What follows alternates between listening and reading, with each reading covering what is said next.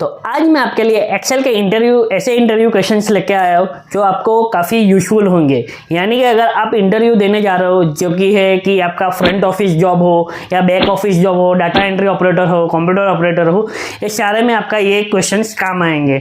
तो यानी कि अगर आपको इंटरव्यू में पूछा गया कि आपको इस तरीके से डेटा को फाइंड आउट करना है, यानी कि आपको ये परसेंटेज निकालना है या इसका कैलकुलेशन कैसे कर सकते हैं आप, तो ये सारा कुछ मैंने आज वीडियो में कवर किया है। यानी कि मैं बहुत ही बेसिक लेवल क्वेश्चंस लेकर आया हूँ जो कि काफ़ी यूजफुल भी है और काफ़ी क्वेश्चंस को इंटरव्यू में पूछा भी जाता है। बहुत ही बेसिक क्वेश्चंस है, यानी कि हमें तो लगता है कि बहुत इजी है, लेकिन जब हमारा इंटरव्यू में वो क्वेश्चंस पूछे जाते हैं तो हम आंसर्स नहीं कर पाते हैं। इसके लिए हमारा जो इंटरव्यू है वो फेल हो जाता है। तो सबसे पहले ये वीडियो को एंड तक जरूर देखें ताकि अच्छे से समझ में आ जाए कि कैसे हम हमारे जो एक्सेल का इंटरव्यू है वो पास कर सके। तो यहाँ पे आप देख सकते हो मैंने एक डेटा लिया हुआ है जिसमें एम्प्लॉय की सैलरी दी गई है, यानी कि एक मार्च की सैलरी है और एक अप्रैल की सैलरी है। तो इन दोनों के बीच में डिफरेंस कैलकुलेट करना है, वो भी परसेंटेज में, यानी कि कितना परसेंटेज कम ज़्यादा हुआ है या कम हुआ है, ये दोनों के बीच में कितना परसेंटेज का डिफरेंस है ये हम चेक करेंगे। तो कैसे करेंगे ये हम देखते हैं। तो सबसे पहले क्या करना है आपको, जैसे कि डिफरेंस निकालना है तो हम क्या करेंगे, यहाँ से दिस माइनस दिस, तो ये तो हो गया हमारे डिफरेंसेस, यानी कि इसमें इतना इतना फ़र्क है। लेकिन हमें तो कैलकुलेट करना है परसेंटेज में, तो कैसे करेंगे। तो हम क्या करेंगे, सिंपली यहाँ से पहले तो ये सब निकाल देते हैं हम। सिंपली आपको क्या करना है, इक्वल टू करना है, सबसे पहले ये दोनों का डिफरेंस निकाल देना है, यानी कि डिफरेंस वाला फार्मूला डालना है। तो हम क्या करेंगे, दिस माइनस दिस, यानी कि कितना डिफरेंस है वो आ गया, डिवाइड बाय क्या करना है हमें कि कितनी सैलरी हमारी जो करंट सैलरी है उसके साथ डिवाइड कर देना है। तो क्या करेगा, सबसे पहले ये माइनस करेगा। तो ये माइनस करने के लिए हम क्या करेंगे, यहाँ से दोनों साइड ब्रैकेट लगा देंगे, दोनों बाजू ब्रैकेट लगाएंगे।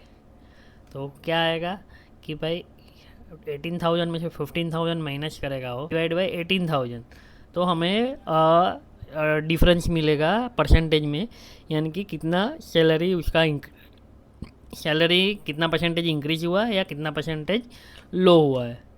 तो एंटर करेंगे हम, तो यहाँ पे कुछ ऐसी वैल्यू आपको दिख जाएगी। यहाँ पे आप देख सकते हो, सिंपली इसको यहाँ से नंबर फॉर्मेट हटा के परसेंटेज फॉर्मेट में क्लिक कर दो, तो यहाँ पे आपको परसेंटेज सारे का मिल जाएगा। यहाँ से आप हटाना चाहो तो यहाँ से ये हट सकता है। यानी कि ये जो फर्स्ट एम्प्लॉई है अंजू वाली, इसकी 17% इंक्रीज हुई है, 17, 14, यहाँ पे 11% कम आई है। तो इस तरीके से हम ये डिफरेंसेस को निकाल सकते हैं।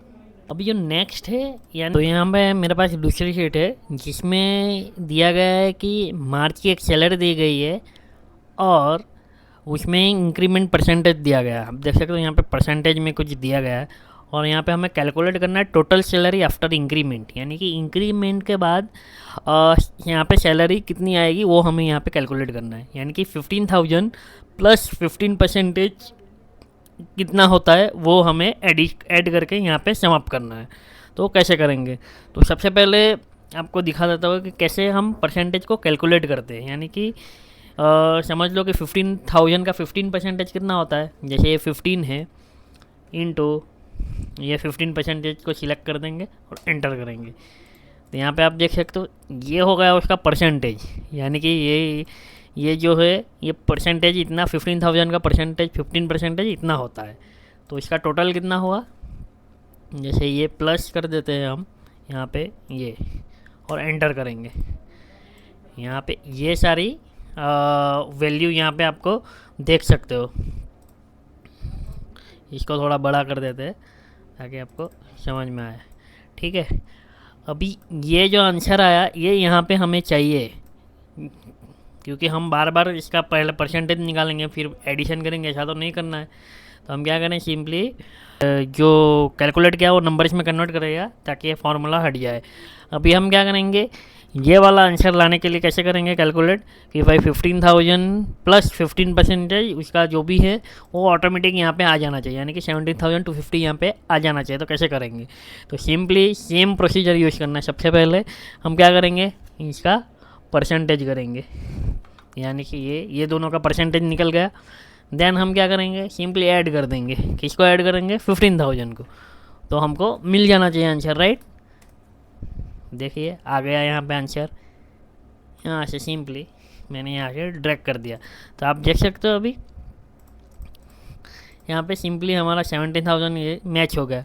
तो कुछ नहीं करना है, सिर्फ साथ में ही एडिशन कर लेना है, ताकि हमारा जो बार बार अलग अलग कैलकुलेट करना ना पड़े। अभी हम एक और डेटा देखने वाले हैं, जो कि है कि अटेंडेंस का। यानी कि यहाँ पे मेरे पास एक अटेंडेंस शीट है, जिसमें मुझे कैलकुलेट करना है टोटल प्रेजेंट, टोटल एब्सेंट और टोटल परसेंटेज ऑफ अटेंडेंस, यानी कि कितनी अटेंडेंस उसने भरी हुई है। तो यहाँ पे आप देख सकते हो टोटल हमने 10 डेज लिए हुए हैं, यहाँ पे 10 डेज लिखा हुआ है। उसके ऊपर से हमें टोटल प्रेजेंट फाइंड आउट करना है। तो टोटल प्रेजेंट फाइंड आउट करने के लिए हम क्या करेंगे, काउंट फंक्शन का यूज़ करेंगे हम। तो काउंट इफ़ फंक्शन आपको लगाना है। काउंट इफ़ में आप क्या करोगे, रेंज, यहाँ पे रेंज क्या है हमारी, ये वाली पूरी रेंज आएगी। और हमें चाहिए क्या, हमें तो प्रेजेंट वाला चाहिए। सिंपली आपको ये जो पी वाला है वो टाइप कर लेना है और क्लोज कर देना है और एंटर करना है। तो यहाँ पे क्या आया, 8, यहाँ से ड्रैग कर लेंगे तो आपको टोटल प्रेजेंट मिल जाएगी। सेम फार्मूला आपको यहाँ पे लगा देना है। तो हम भी यहाँ पे भी सेम फार्मूला लगा देंगे, काउंट इफ, देन यहाँ से रेंज सिलेक्ट करेंगे। अभी पी के जगह क्या देंगे हम, ए, यानी कि एब्सेंट का, यहाँ से ए दे देंगे। यहाँ से टोटल एब्सेंट का भी डेटा आ जाएगा, यानी कि प्रेजेंट कितनी है और टोटल एब्सेंट कितनी है। अभी जो टोटल परसेंटेज हमें काउंट करना है वो कैसे करेंगे कि टोटल डेज में से टोटल प्रेजेंट कितनी हुई है उसमें से हम परसेंटेज निकालेंगे। तो अभी जो आप देख रहे हो यहाँ पे क्या है, 10 डेज है, लेकिन यहाँ पे जो ऑफ लिया हुआ है, ये जो ऑफ है, यानी कि वीकली ऑफ तो हमारा रहेगा। तो ये वीकली ऑफ को भी हम प्रेजेंट में ही गिनेंगे, क्योंकि उसका भी तो भाई सैलरी तो मिलेगा ना, क्योंकि कंपनी ने दिया है कि ये आपका छुट्टी है, तो उसका भी हमें सैलरी देना है। तो हम क्या करेंगे, ये सारे जो डेज है वो 10 की जगह क्या करेंगे, हम काउंट कर देंगे 9, यानी कि वो भी इंक्लूड हो जाएगा। तो यहाँ पे सिंपली हम इस सब को 9 डेज कर देंगे।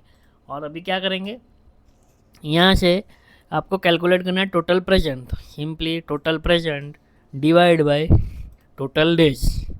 तो यहाँ पे इस तरह का कुछ वैल्यू आपको दिखेगा।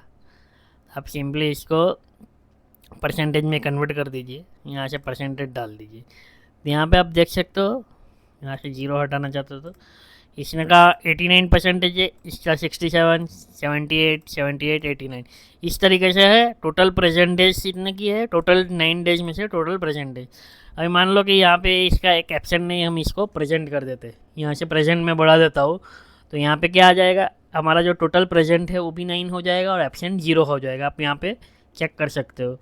हम क्या करेंगे, यहाँ से सिंपली यहाँ पे प्री करेंगे और एंटर करेंगे। तो यहाँ पे आप देख सकते हो जो 8 था वो 9 होगा, यहाँ पे 0 होगा और उसका टोटल परसेंटेज क्या आ गया 100%, यानी कि इसका अटेंडेंस 100% है।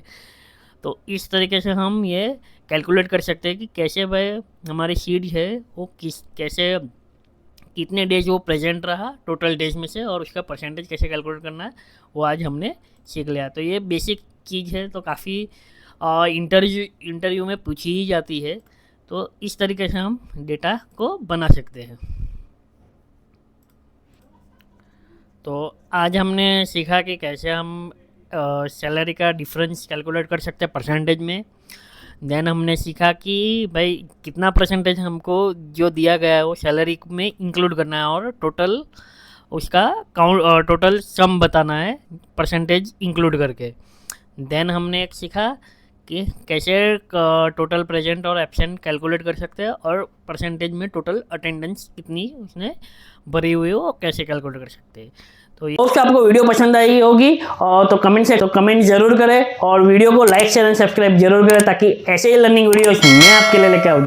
तो मिलते हैं ऐसी ही अगली वीडियो में, तब तक के लिए बाय बाय।